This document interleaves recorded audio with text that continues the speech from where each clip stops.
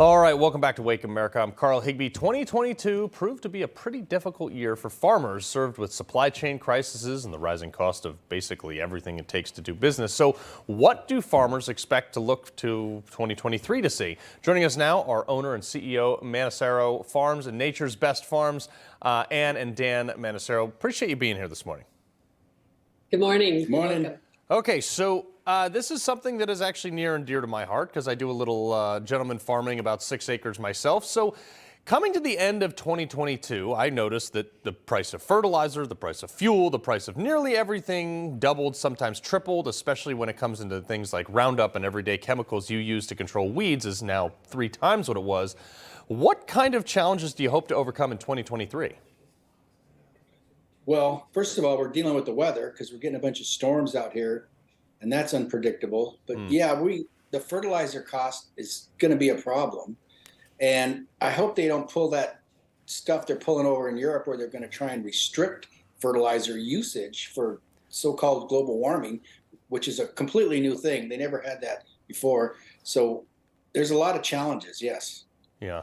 But Ann, you see what's going on overseas right now where Dutch farmers are literally being told to shut down their farms. I mean, this is their way of life. It's also providing food. I don't think people are addressing how important the food supply chain crisis has become. Do you see food shortages with the way things are going without at least some intervention here?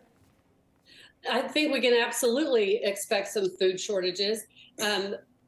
Especially when the government's telling you they're going to do something, they're going to do it. And they're predicting food shortages because they're probably planning on restricting things like Dan was saying as far as fertilizer and those things. So we just never know what kind of restrictions that they're going to put, especially like where we are in California. There's a lot of regulation, and so you never quite know what the challenges are going to be until they pull some out of their book they got going on. Yeah, well, I mean, obviously the consumer price index is up significantly, up 10% just in the last year compared to last November around Thanksgiving. You've seen the cost of inflation, you've seen all this stuff, but how does this affect your production? Like, what are the big things that are moving the needle against farmers right now? Well, we have a lot of just, increased cost across the board.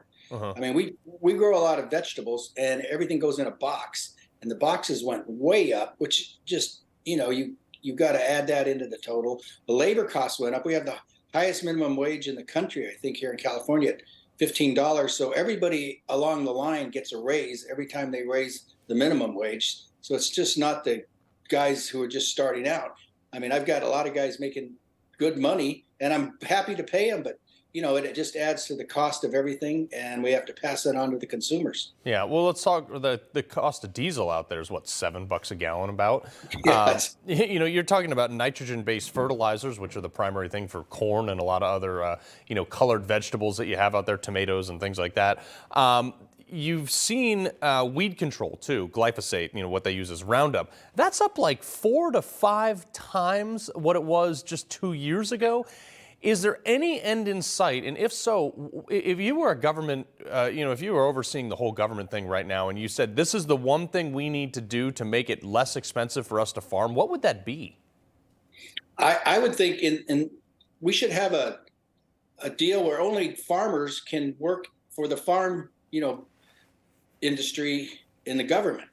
The ag director and all these people in government, the federal, state, whatever, it should be farmers running that because they know what's going on. You get some guy that's never been farmed, that's never farmed a thing in his life, doesn't know how the business works, doesn't know all the challenges between the weather and the price increases. So, we should get people that come out of the farming industry to actually go into government and tell the farmers how to regulate things. You are asking for the government to know what they're regulating, and I think that is a tall order. Yeah, right there.